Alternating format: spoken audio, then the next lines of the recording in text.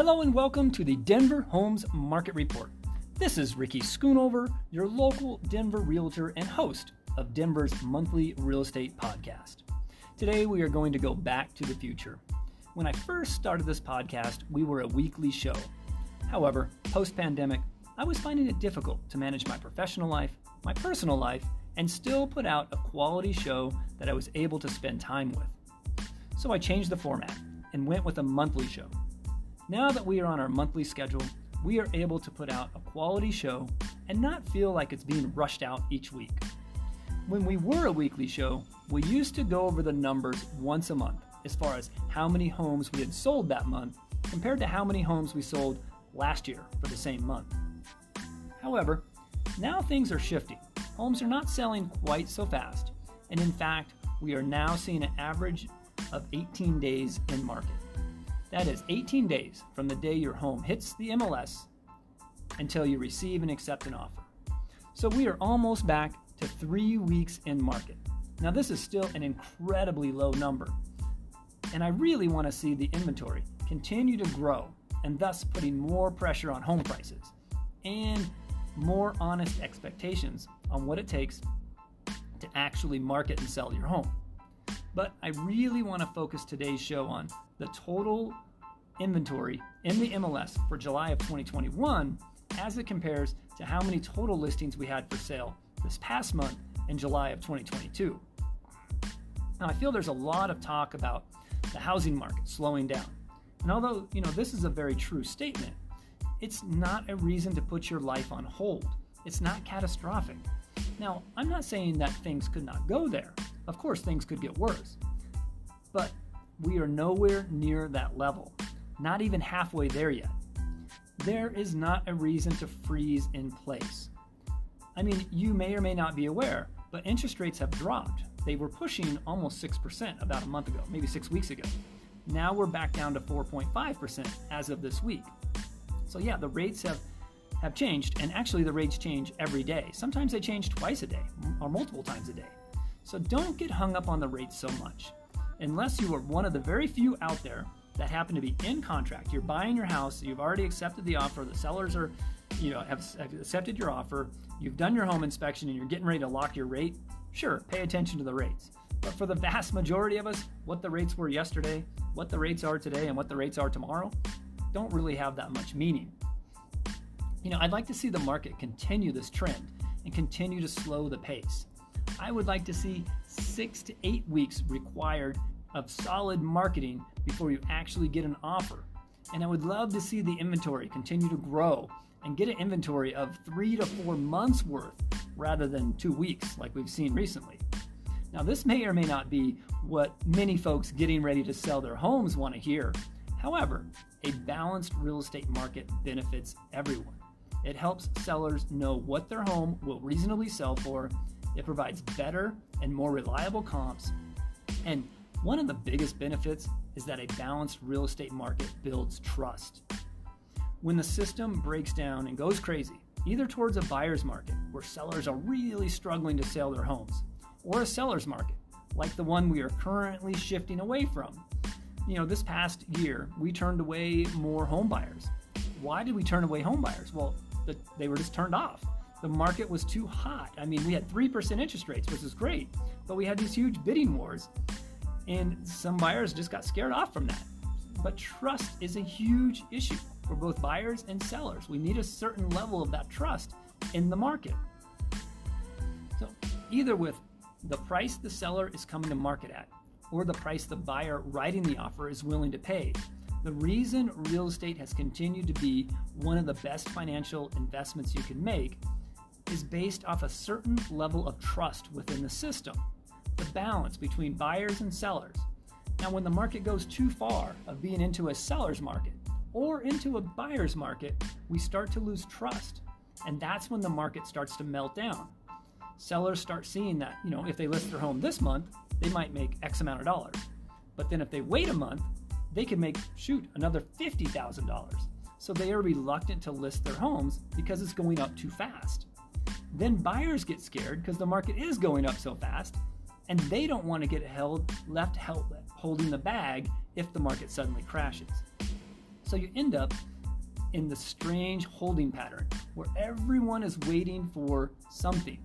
They might be waiting for different things, but everyone's waiting for something, though nobody knows exactly what it is they're waiting for, or if even what they're waiting for is going to happen anytime soon. It's this bizarre self-fulfilling prophecy that may or may not come to fruition anytime soon. Yet, last year, many people, both buyers and sellers, were backing off the idea of buying or selling their homes because they fear what might happen someday. Sellers have been waiting for the peak, which I think we might have officially hit the peak overall. We're close. If we haven't hit the peak, we're very close. Then buyers waiting for the market to slow down and build in some confidence and go back to that trust so they can jump in and actually buy something. I said this in another recent podcast, but it's still so true. Whether you're a buyer or a seller, if you look hard enough, you can usually find a reason to do nothing. Even though you know in your heart of hearts your current home is no longer fitting your needs and your lifestyle, or that you really want to buy your home, you know the stars are aligned, yet there will always be at least one indicator that you can really hone in on and point to and use that one indicator to convince you not to move forward. Even if there are 3 other indicators telling you to make your move, buyers and sellers will focus on that one negative or that one potential negative and make that the focus, and therefore their reasoning not to make a move. I mean, right now, if you own a home and you're thinking within the next 5 years you will sell, I cannot think of one indicator telling you not to make your move now. Rates are rising, yet still well within reach for many. Prices have cooled, yet not a crash by any means. Inventory is up, so yes, you're going to need to market your home properly. Days in market are almost at 3 weeks, which is nothing, but it's also not 3 days anymore. These are all signs telling you as a seller, right now is a great time to sell your house. And here's why. It will sell in a fairly short period of time. You're still getting a great price. And as we look into the markets for the next 3 to 5 years, you may be looking back and saying, darn, I wish I had listened to Ricky and sold back in August of 2022. Now we're stuck here until things turn around. Now, I hope to hear you say, wow, looking back 3 to 5 years ago, or from now, I'm sure glad we pulled the trigger when we did. The money we got for our house back then really opened up some doors for our future. Okay, so yes, it's a seller's market, and yes, things are shifting towards a buyer's market. But somewhere here in the near future, we will have a balanced market where buyers and sellers are both having to work hard to make their dreams happen. At the moment, buyers are still fighting over homes pretty hard. Not as crazy as last year, but still, it's still a pretty strong market for buyers to get into. Now, this brings me to my next point. I had reached out to my client, Michael. I have worked with Michael over the years. I'd helped him buy his first condo, and then a couple of years later, we sold that condo. I helped him build a townhouse, or helped him buy a townhouse. And recently, he just hit his 3-year mark, and he has moved out of his townhouse. And he'd also recently been married, so I assume he moved in with his wife in his wife's place, and they rented his townhouse out. They want to buy another place, but they are exactly the type of would-be buyers I mentioned above. They are waiting to see what happens in the market. They don't know if rates are going to go up further. They don't know if rates are coming down anytime soon. They don't know if financing will be available to them or at what cost down the road. They don't know any of these factors that may or may not happen in the future. Maybe the market will crash. Maybe then homes will be very cheap. Sure. However, will the interest rates be? Will investors even be making money available for mortgage loans? Maybe, maybe not. That happened back in 2010. Plenty of homes available, and they were cheap. Of course, they were ugly and neglected too, but that was not the issue. The issue was it was almost impossible to get a loan. And if you were able to get a loan, they were very expensive. There was very little money available, and banks were charging an arm and a leg in order to loan out to buyers. So going back to Michael here, what they do know today, they know the price of the homes. They know what the price of the homes are. They know they have loans that are readily available to them. They see homes hit the market that they like. They know their jobs are pretty secure. Even with a little economic turbulence, they would likely be okay. So Michael, I'm talking to you here, buddy. I'm going to send this podcast to you directly because you need to hear this. Act on the things you know today are true. Don't fall prey to trying to time the markets. It's more often than not, those folks fail. The reason is because we tend to make decisions based on what's been going on.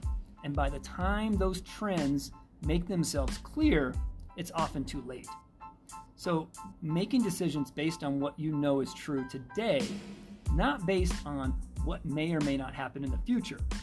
Now, there's nothing wrong with taking your time. Just don't get bogged down with the what ifs. There will always be what ifs, but don't let them put your life on hold. Life is too short, and it's not all about money and finances. There are memories to be made, dreams to be answered, roots to be put down, etc. Okay, I'm going to quit picking on my dear client, Michael. I hope he and his beautiful wife will call me and we'll get back to on track looking at homes. Let's move on to some numbers. So today marks the day we go back to the future. You know, we used to give that total number of homes sold. The market was moving so fast. Those numbers started to not mean as much. So we are running the same month last year's numbers as they compared to this year's number of solds for the same month. This is a good metric to see if we are growing with inventory or slowing down. Well, we are clearly slowing down, meaning we are getting more inventory, which I feel is a good thing at this point. We were getting too hot, so a slowdown is a good thing. Now, I hope it keeps us from crashing. This giving us buyers now a chance to actually win a bid. So let's look at the total number of homes that were available in the MLS last year for July of 2021 and compare that to how many homes we had available this July 2022. I have no idea what these numbers will be, so this is going to be exciting. So here goes. July 2021, when I look at the current listings we had available in the MLS, we had 17,000, and then this past July 2022, we had 18,000. So 1,000 more listings available this recent July compared to last year's July. So what does that tell us? This tells us exactly what I've been saying. Yes, inventory is rising, but it's not skyrocketing. We had 18,000 listings available for sale in the July of 2022, so 1,000 more than last year for July. I would love to see that number go higher. I mean, much higher. I would not be afraid that the market was crashing or, even coming close to that, even if the number doubled and we went from 18,000 listings, with the current demand, we are looking at about 3 weeks to get your house sold. I would like to have it slow further to where we have about 30,000 homes to sell. And it would take an average of 6 to 8 weeks to get an offer accepted. This is where the market, I think, would consider being balanced. And we are nowhere near a crash. In fact, we are not even near a balanced market. So there is no reason to press the pause button on your life due to this very small cycle we're going through as we speak. Now, will things change? Will we take it downwards towards a crash? Maybe, maybe not. None of us have a crystal ball. However, based on the data, there is no reason for panic. If you want to sell your home, great. It's really a great time to sell. If you're thinking about buying a home, you're going to pay as much as your friends did a few months back. Maybe, maybe not. Maybe your price will be a bit less. Rates right now, like I said, are about 4.5% with good credit, 20% down on a 30-year conforming mortgage loan. That's a great rate. I mean, it's not 3%, but hey, it's not 6% either. Nothing to slam the brakes on here. Live your life. And if there's any lesson in today's podcast, that's the lesson. Live your life.